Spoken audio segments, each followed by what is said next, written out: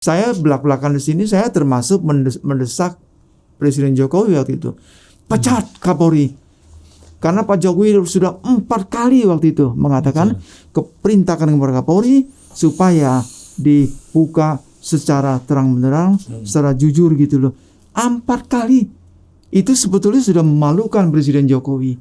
Kalau bisa jangan membuka ruang kepada pihak-pihak lain ini untuk ya mengadu domba, untuk apa gitu ya. Kapolres itu lebih banyak menampilkan versinya para pelaku, bukti-bukti penyelidikan ya kata dia ke pelaku yang ditampilkan ke publik.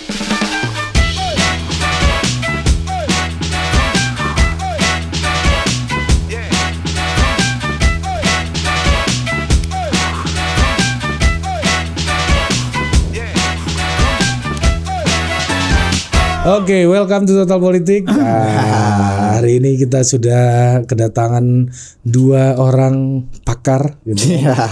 Ya, nggak tahu gue pakar apa, yang satu kan. Yang satu pakar ya habluminallah, satu habluminannas. Dan satu orang ini gue tuh membaca pertama buku komunikasi politik yang agak serius ya. Itu buku beliau. Jadi bagaimana pola komunikasi politik dari presiden ke presiden. Ya, dan juga beliau ini juga pakar komunikasi politik dan hukum. Itu ditulis nanti di CG itu. Ya, betul. Ya, siapa dia? Kita juga hukum, Boy. Hukum rimba, hukum alam. Iya. Ada Prof Cipta Lesmana. Halo Prof, terima kasih sudah memampir Total Politik. Terima kasih. Jadi gue kaget kemarin itu tiba-tiba di WhatsApp sama Prof Cipta. Agak resah beliau ini. Nanti kita akan tanya apa keresahannya Prof Cipta. Saya nggak tahu kontaknya. Kontak ke Rizal Ramli. Cocok Prof. Jemplung ke sana, cocok tuh tempat itu. Bang RR Saya toh. minta HP, minta nomor HP-nya dong, adik kasih. Kan nggak kenal saya. Inflasi, teman-teman mahasiswa harus bergerak. Bang Rizal ini kalau ini Bang, semangat tuh cerita soal 2 hal. Satu ya, ini pemerintah nih ada kurang 1-2 ya gitu, di beliau semangat tuh. Sama satu lagi cerita dulu masa lalu beliau. Wah, itu agak passionate. Iya, cerita sejarahnya agak berliku beliau. Habis tuh ceritanya. Ini beliau ini sebelahnya Prof Cipta ini juga sejarahnya berliku, Bro. Dia orang yang pernah mendapat tanda mata dari Habib Rizik dan kawan-kawan ya. Pada saat aksi AKKBB itu Aliansi Kerukunan dan Kebebasan Beragama tahun 2000 di Monas, ya kan? 8 di Monas. Ya. Jadi sebelum kita kenal dengan apa? Monas 212 dan Monas University. Ini lebih dulu nih agak dekat dengan situasi Monas ini kan. Iya. Dan beliau ini seorang Gus Durian. Betul. Dan malam ini hadir sebagai kerabat dari Bapak Jonathan ya, ayahanda dari David gitu. Jadi kerabatnya keluarga David lah ya. Jadi yang dari awal mengikuti, dan kayaknya kalau aku lihat dari tweetnya itu agak keresahannya mirip-mirip sama Prof Cipta. Kita kenalkan Guntur Romli. Terima kasih Kiai Guntur Romli. Kiai itu kita aja di belakang buat cium tangan. Oh iya benar. Sini kalau kita panggil Kiai di sini egaliter. Gak panggil Kiai nanti kita harus cium tangan dulu ke sana, repot. Iya. Tapi sebelum ke Prof Cipta yang tadi kita akan tanya keresahannya apa Prof. Tapi karena beliau Mas Guntur ini kan hari-hari mengikuti dan juga mendampingi keluarga David gitu. Kita pengen tahu update-nya Mas. Ini udah hari ke berapa dan seperti apa kondisi David dan hari ke-15 ini ya. Hari ke-15 ya. Ini hari ke-15 dan David tuh belum sadar. Kalau disebut ada progres peningkatan, iya dibanding hari pertama. Misalnya dia sudah bisa bergerak, dia sudah bisa membuka mata, tapi itu membuka mata itu dalam arti bahwa dia sadar tidak, dia hanya belum sadar sama sekali ya. Dia dipanggil namanya atau orang aslinya belum merespon ya. Jadi memang butuh waktu kalau kata dokter, dan diobservasi lagi kenapa lama sadar. Tapi ya itu menunjukkan bahwa penganiayaan itu sudah sangat berat ya pada David, dan sampai hari ke-15 ini juga belum sadar. Dan juga yang bikin sedih juga, yang juga sangat berpengaruh kepada pihak keluarga itu ada opini-opini katakanlah yang tidak bertanggung jawab gitu kan. Disebut dengan ada perbuatan yang tidak menyenangkan, perbuatan tidak baik atau malah hoax semuanya itu. Itulah yang bikin keluarga itu ya terganggu lah ya. Karena ya saya sendiri tuh kenal David tuh orangnya kalem. Jadi kalau dia berantem gimana dia baru keluar dari pesantren dari Bogor itu kan. Waktu dia pertama kali datang ke Jakarta bersama neneknya, Pak D-nya, ibunya Joe itu yang nginepnya di rumah. Jadi orang ini benar-benar di rumah Mas Guntur. Iya, di rumah. Kemudian orangnya kalem, nggak kelihatan lah bukan sosok cowok yang maco yang apa atau yang bandel atau enggak lah, ini yang orang petentang itu enggak ya, orangnya benar-benar kalem dan suka ngalah dan memang orangnya tidak mau ribut ya. Dan itu yang menyedihkan ketika ada opini-opini yang berkembang itu yang bikin keluarga malah semakin mengganggu gitu ya. Jadi kalau saya tangkap itu David ini sosok yang dizalimi yang berkali-kali lah. Setelah dia dianiaya secara fisik, kemudian juga ada hoax dan juga penghakiman di opini yang dia belum bisa bangun, belum bisa membela diri karena sekarang belum sadar. Itu sih yang bisa saya sampaikan itu. Nah, beberapa hari ini juga kan banyak yang datang nih Mas. Misalnya Bu Sri Mulyani datang, terus ada siapa lagi yang datang, Pak Kiai Stakuf juga datang. Kiai Stakuf, Ibu Nuriyah juga datang, Kiai Said juga datang, ya kan. Nah ini bahkan katanya pihak pengacaranya D juga kalau nggak salah juga hadir ya Mas, atau keluarganya Mario ya. Keluarganya Mario. Tapi kan tidak diterima. Nah itu gimana tuh Mas? Kan katanya udah ada upaya juga untuk nengok atau membesuk atau meminta maaf dari keluarga. Kalau saya mau mengutip dari yang disampaikan oleh Joe ayahnya David itu, kalau dia sih nggak masalah soal memaaf, bagi saya memaafkan kata dia. Tapi yang dia tetap soal keadilan kan, soal penegakan hukum. Kemudian malah Joe itu ketika ditawarkan oleh LPSK ya. LPSK itu kan ada soal pendampingan, soal perlindungan, ada juga soal ganti rugi ya.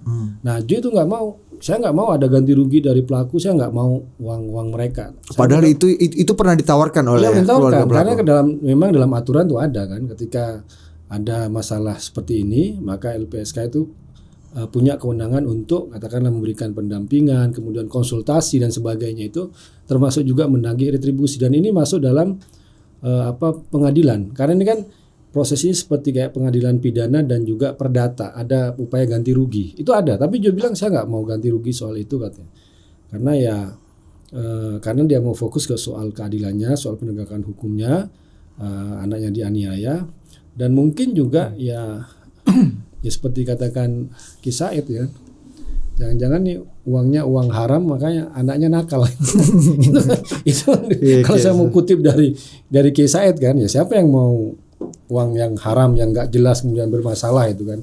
Nah Joe nggak tetap mau soal penegakan hukum, soal keadilan, tidak mau soal yang katakanlah soal ganti rugi dan sebagainya itu. Nah kayak Bu Sinta, terus Bu Sri Mulyani, terus kayak Stakuf datang, itu obrolan soal apa Mas? Biasanya? Ya mereka kan itu kan penguatan khususnya kepada keluarga ya, khususnya kepada Joe itu kan. Karena ya sampai sekarang yang kita gimana lah, saya juga punya anak itu kan, anaknya dianiaya sedemikian hebat, kemudian tersebar video yang kita tahu itu, kemudian sekarang juga Joe pun juga mendekat ke David juga masih belum mengenal, belum sadar itu kan. Itu benar-benar pukulan yang hebat bagi seorang ayah, dan keluarga besar NU, tokoh-tokoh NU datang untuk memberikan support, memberikan penguatan, termasuk juga Menteri Agama Gus Yakut. Iya, Gus Yakut. Yang selalu mendampingi, saya lihat maksud. Karena Joe waktu kejadian tanggal 20 itu David itu sebelumnya bersama Joe dan paman-pamannya yang kita itulah. Om-omnya. Ya, om-omnya itu kemudian minta izin mau ke rumah temannya. Jadi soalnya Joe nggak nganter karena biasa David itu jalan sendiri pergi. Nah, Joe itu ada meeting untuk kegiatan Ansor dan Banser gitu loh. waktu pas kejadian itu. Jadi ya dianggap ya seperti biasa itu kan.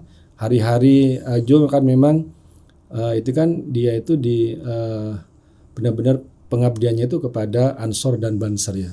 Khususnya di bagian media, kemudian juga media sosial, dan juga mendampingi Gus Yakut sebagai Ketua Umum GP Ansor gitu. Jadi ini benar-benar pukulan juga bagi keluarga besar NU. Ini kan katakanlah Jo nih orang Ansor, orang NU. Kalau NU itu kan berpikir pasti untuk negeri, ya kan? Kira-kira begitulah yang ini. Nah kok saya lagi mikirkan katakanlah berjuang untuk ini untuk itu, kok anak saya dianiaya. Itu yang membuat kita pengen bahwa orang katakanlah yang mengabdi kepada NU, kepada Ansor itu tidak boleh katakanlah patah semangat ya, meskipun ada kejadian seperti ini tetap kita akan bela sampai akhir cerita kasus ini gitu. Nah, kita geser ke Prof Cipta ya. Prof Cipta ini kemarin tiba-tiba me-WhatsApp gua. Halo Pas Budi, saya Prof Cipta Lesmana. Kaget juga gue, dipikir shock lo ya. Gue mau dikritik apa nih. ada profesor idola kita kan. Pasti Sejak kan, mahasiswa kita udah lihat beliau seliweran. Iya, tugasnya mengkoreksi skripsi sampai disertasi kan. Sampai omongan politisi.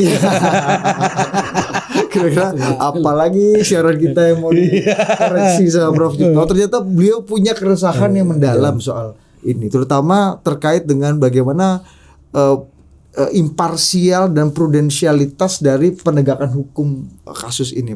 Prof Cipta, apa keresahan Prof Cipta? Iya, saya perlu kasih sedikit background kenapa saya ada di sini. Saya cukup lama membantu Polri. Saya dosen di Secapa, Sekolah Calon Perwira Polri di Sukabumi. Saya dosen juga cukup lama di Sespin Bandung ya, di Bandung. Terus Sespati itu kompes-kompes calon jenderal gitu. Terus saya tempoh hari cukup lama membantu Kadif Humas, Kepala Divisi Humas ya. Jadi ya saya banyak berseliweran di instansi polisi. Nah, saya merasa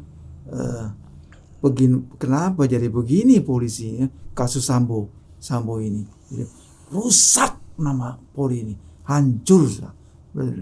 Terus setelah Sambo ini ada lagi beberapa kasus-kasus, ada kasus narkotik macam-macam gitu ya. Terus ada kasus ini lagi ya, kasus yang digebukin David ini gitu.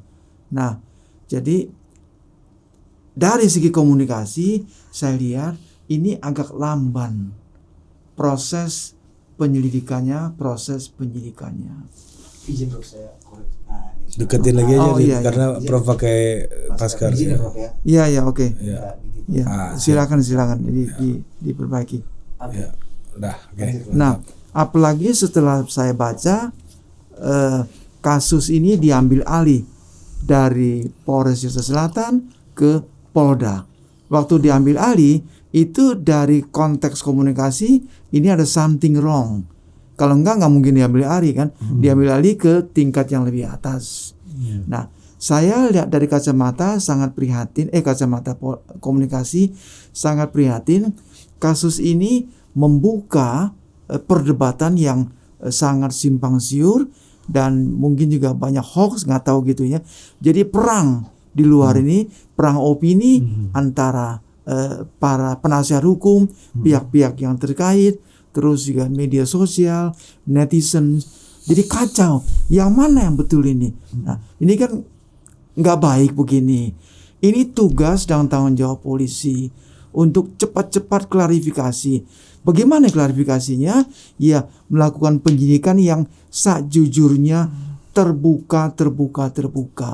Apa yang ada di kesaksian masing-masing pihak itu, nah itulah yang dibuka kepada publik. Kalau bisa jangan membuka ruang kepada pihak-pihak lain ini untuk ya mengadu domba, untuk apa gitu ya. Nah inilah, jadi saya kepengen polisi ini mulai hari ini, mulai malam ini, terutama Kapolri ini betul-betul menaruh perhatian yang sedalam-dalamnya dalam kasus yang ini, kasus yang memang termasuk sadis, tentu semua orang juga lihat, saya juga lihat gitu kan videonya gitu ya. Ya, sudah kelepak-kelepak itu diinjek-injek segala. Ini sadis. Luar biasa sekali. Saya tulis di satu artikel di satu koran, saya sebut Homo saivus. Manusia itu insan sadis. Ya, saya kutip dari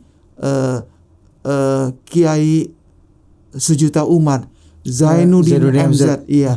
Dulu saya setiap subuh itu rajin dengar kuliah subuh dari Zainuddin MZ. Beliau mengatakan memang manusia kadang-kadang tuh lebih gila daripada binatang.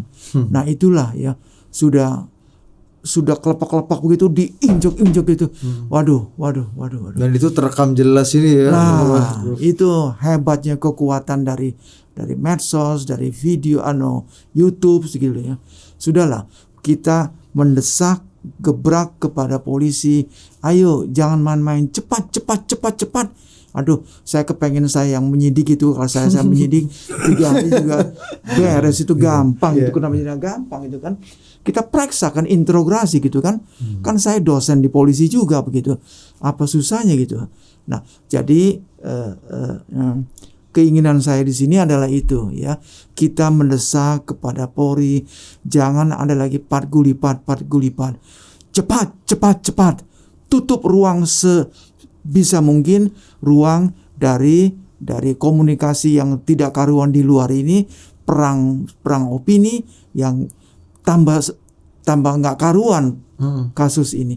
Itu saja, Mas Budi. Apa indikasinya Prof Cipta ngelihat kekacauan apa yang indikasinya, dan kira-kira ada istilah pat gulipat tadi tuh. Nah, jadi kan pat gulipat ini ya kita tentunya berharap ini semacam gosip aja karena harus cepat nih memang seperti yang Prof bilang tadi. Indikasinya apa gitu? Kan saya hampir semua saya baca semua opini di luar itu, terutama perang antara para penasihat hukum gitu kan, penasihat hukum gitu. Terus ada netizens banyak sekali ya, netizen. Terus banyak juga yang bicara soal AG gitu ya.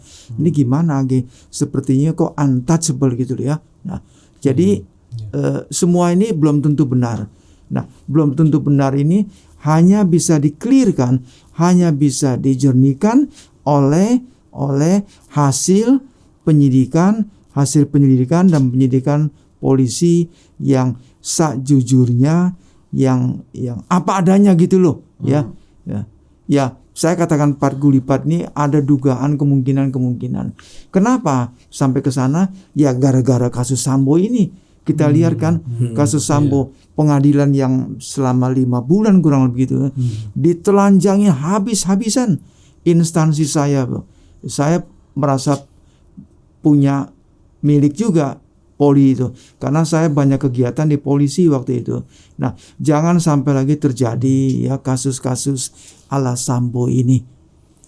Nah, berarti kan kalau pat gulipat ini mungkin dilakukan, artinya ya seperti halnya Sambo, ada kekuatan besar juga di belakang kasus ini gitu kan. Dan sama juga seperti Sambo. Apa yang membuat akhirnya Sambo yang tadinya kita rasa pat gulipatnya udah jelas banget kan, kita lihat banyak sekali yang dipatsuskan kan kemudian polisi. Nah, ini kan juga artinya kan tekanan publik, media sosial, public opinion ini kan juga turut membuat imparsialitas ini atau memaksa pihak penegak hukum juga lebih imparsial dalam memutus dan membuka kasus oleh ini. Karena itu opini publik mesti digalang juga, opini publik yang benar, artinya yang mendesak Polri supaya betul-betul melakukan penyelidikan dan penyidikan sajujurnya, terbuka. Apa yang sudah diberikan oleh saksi-saksi itu ya dibuka oleh polisi ya. Jangan ada lagi XYZ barangkali begitu loh. Pokoknya dilakukan penyidikan yang sejujurnya, yang menurut azas keadilan. Nah, tapi indikasi yang paling jelas apa, Prof? Adanya Prof bilang ini nggak terbuka nih, nggak sejujur itu gitu. Iya, indikasi kalau menurut saya salah satunya itu diambil alih kasus ini sama Kapolda ya, sama Polda. Jakarta Selatan diambil alih oleh Polda. Kalau oke-oke saja, lancar-lancar saja nggak mungkin. Sebab ini kasus awalnya dianggap ini porsi Jakarta Selatan ya. Waktu diambil alih itu dari segi kacamata politik itu ada maknanya. Kita dalam ilmu politik diajarkan communication is always intentional. Setiap kali kita berkomunikasi pasti ada intensi, ada maksudnya. Komunikasi ini konteksnya luas. Bukan hanya bicara, bukan ya. Kita bertindak apapun itu tindakan komunikasi. Termasuk pengambilan alih kasus dari Jakarta Selatan ke Polda, itu kita anggap komunikasi. Ada maknanya. Nah, orang banyak berusaha mencari kenapa diambil alih ke Polda Metro. Kalau misalnya nggak beres-beres juga, misalnya nggak tertutup kemungkinan dari Metro diambil alih oleh Mabes Polri. Kemungkinan bisa saja terjadi. Nah, itulah ya yang kita mendesak kepada polisi supaya secepatnya kasus ini clear sampai diserahkan kepada Kejaksaan Agung. Siapa saja tersangkanya sampai sekarang kan belum clear juga gitu kan. Bagaimana kasus? Tadi maaf Pak, sudah berapa lama kasus ini? 15 hari. 2 minggu sudah. Cukup lama. Iya. Nah, Mas Guntur tadi kan Prof Cipta mengendus ya ada awal-awalnya manifestasi ya itu kasusnya dinaikkan kan dari keluarga tuh juga sempat karena ini kan orang yang non sewu punya kapasitas berangkas yang mungkin agak serius gitu kan, agak bagus dibanding kita berempat ini. Prof Cipta belum tentu. Oh, Prof Cipta mungkin tapi low profile aja beliau. Yang memicu kemarahan publik itu waktu konferensi pers oleh Kapolres Jaksel. Kapolres Jaksel itu dia itu tidak akurat, bahkan mau mengalihkan isu. Misalnya dia itu menggali soal motif, maka keluarlah di situ disebut dengan perbuatan tidak baik ya. Mencari-cari motif kenapa sih sampai si David ini digebukin, dianiaya itu kan. Di situ dia ngutip dari AGH, dari yang sekarang jadi pelaku anak itu kan. Nah, padahal ini kan kalau kita lihat ini kejadian pidana, ada penganiayaan berat, korbannya waktu itu sudah masuk rumah sakit, tidak sadar. Ini kok polisi kok malah melenceng mau ngusut ini. Bukan kepada perkara pidana, tapi kepada motif-motif yang dia munculkan gitu kan. Itu kan kembali ya mungkin tadi benar kata Prof Cipta itu publik kembali diingatkan dengan kasus Sambo. Waktu itu kan kenapa Brigadir J Joshua itu ditembak karena dianggap katanya melecehkan PC kayak gitu kan.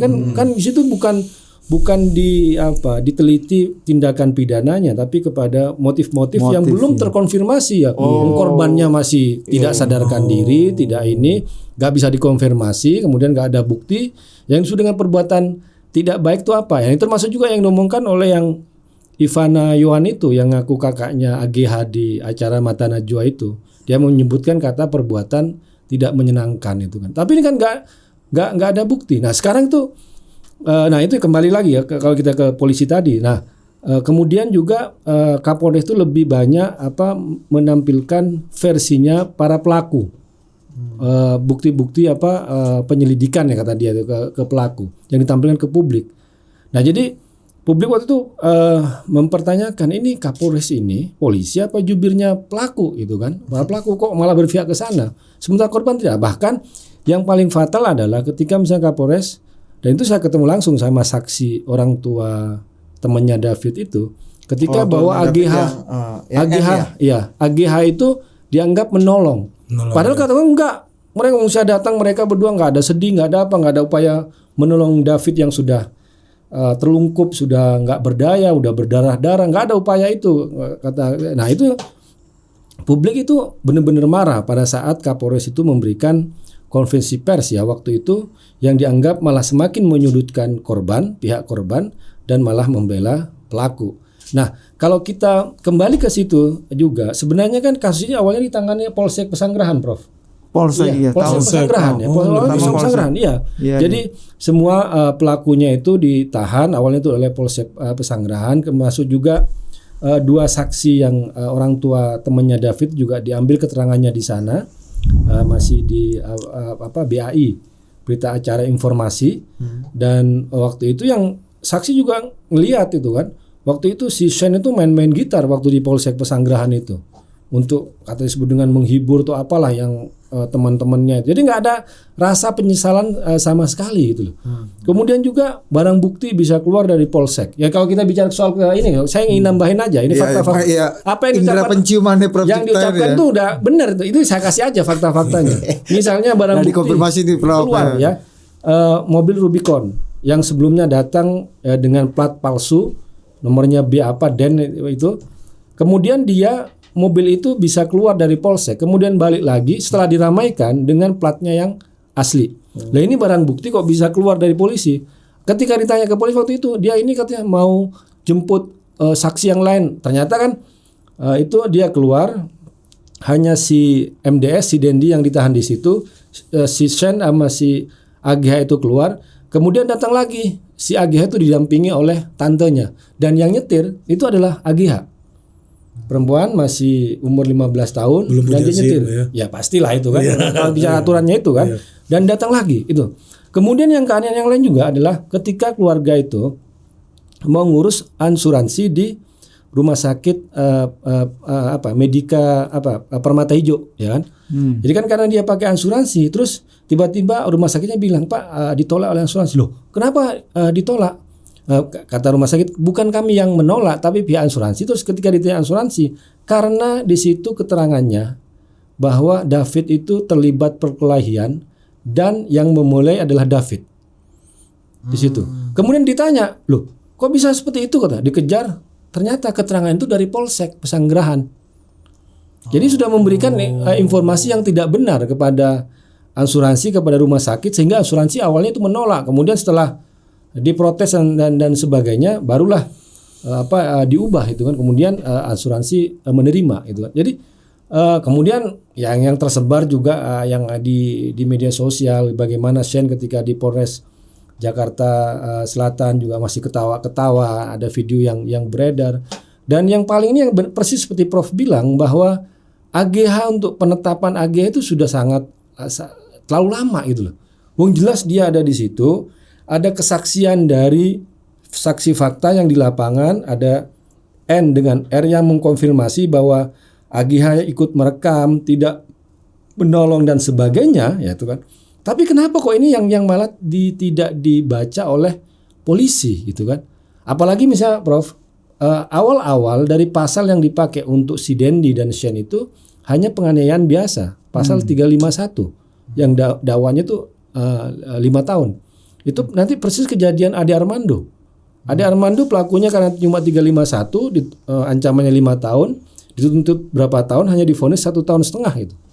Jadi kita lihat keanehan konstruksi pasal-pasal yang dibuat menjerat pelaku. Kemudian juga ada pelaku-pelaku yang katakanlah belum diumumkan pada waktu itu. Kemudian juga keanehan konferensi pers yang dilakukan oleh Kapolres Jakarta Selatan. Kemudian juga apa yang fakta-fakta di lapangan ya terkonfirmasi sebenarnya yang disebut dengan keanehan dari Prof Cipta itu. Memang ada persoalan apa di sini kan, yang akhirnya ya kemudian ya kita juga sama teman-teman juga ya teriak-teriak lah ya kan, ini kok kalau netizen bilang ini udah kasus Sambo kedua, ada yang bilang PC 15 kayak gitu kan, apalah macam-macam ya kalau kita lihat di kenapa ini muncul ya, karena polisi tidak transparan, malah terkesan berpihak. Udah jelas korbannya itu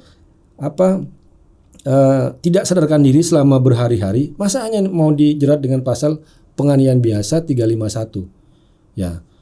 Kemudian ya karena keanehan-keanehan inilah, maka ya pihak keluarga dan teman-teman ya kita teriak, ini ada apa ini kan. Mungkin setelah ditarik oleh Polda, kemudian ada penetapan pelaku anak disebut dengan itu kan, dan juga pasalnya juga sudah berlapis. Bahkan kalau kata ahli pidana Prof Fikar kalau nggak salah itu udah masuk dalam percobaan pembunuhan berencana, karena kata Prof Fikar kalau nggak salah itu yang bicara itu kan. Jadi bukan hanya penganiayaan berat yang terencana yang ancamannya itu bisa 12 tahun bisa, tapi bisa percobaan pembunuhan ya 15 tahun sampai 20 tahun kalau kata Prof. Fikar itu kan kalau di sisi pidana itu. Nah, shiftingnya menurut Anda yang memang hari-hari juga ikut menemani gitu ya keluarga gitu Mas. Shiftingnya sampai akhirnya menjadi semakin lama semakin terbuka, transparan dan terang gitu penegakan hukumnya terutama ya. Apa Mas? Momentum-momentum apa yang akhirnya membuat kan kalau di kasus Sambo kan pengakuan Eliezer kan ya Prof ya yang kemudian mengubah nih jadi game changer besar dalam pengungkapan kasus ini. Kalau dalam itu apa Mas Guntur? Saya juga nggak ngerti juga. Terus tiba-tiba pasal kemudian itu ada tersangka baru lah istilahnya kalau pelaku anak itu kan AGH masih 15 tahun itu diumumkan waktu itu di Polda oleh Direktur Kriminal Umum ya Bang Hengki. Kemudian juga ada perubahan ya. Saya juga nggak ngerti kok tiba-tiba berubah. Kenapa nggak? Benar kata Prof. Kenapa nggak dari awal gitu ya? Mereka mau katakanlah melihat fakta-fakta yang ada. Mereka semua diperiksa kok. Saksi lapangan mereka apa? Nah, yang mengherankan ini Prof.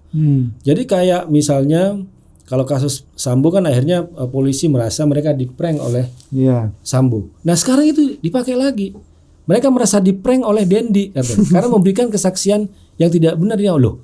Kok saya bilang kok keterangan pelaku kok sedemikian hebatnya dijadikan sebagai pertimbangan, bukannya saksi-saksi yang lain yang harus dijadikan sebagai.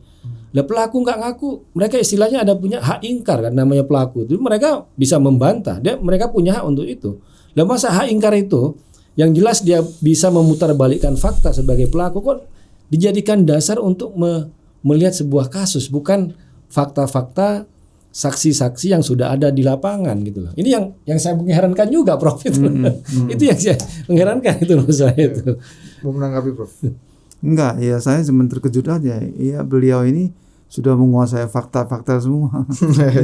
Fakta-fakta semua. Ya, saya nggak ada mengkonfirmasi keresahannya Prof Cipta tadi ya. Prof kalau mau ya. Iya. Memang awalnya dari Polsek saya tahu juga gitu ya, Polsek itu ya. Ya kalau kita apa yang Bapak kemukakan ini ya saya sebagai orang polisi juga geleng-geleng kepala. Ini kemana nih Polri ini arahnya mau kemana? Bukan diperbaiki malah seperti cenderung makin rusak. Apalagi kasus yang narkotik itu, waduh. Ya kita bukan himbau lagi gitu ya.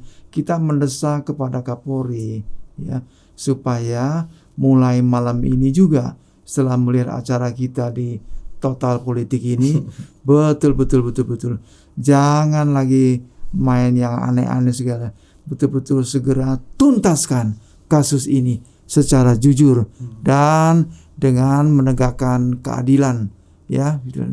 Nggak ada jalanan lagi, kalau enggak nih bisa Sambo kedua. Nah, yang kemarin jadi game changer baru ya, fakta baru yang kemudian di publik ramai sekali Mas. Ini pengakuan kakaknya AGH ya, yang baru jadi pelaku apa namanya Mas, pelaku anak ya.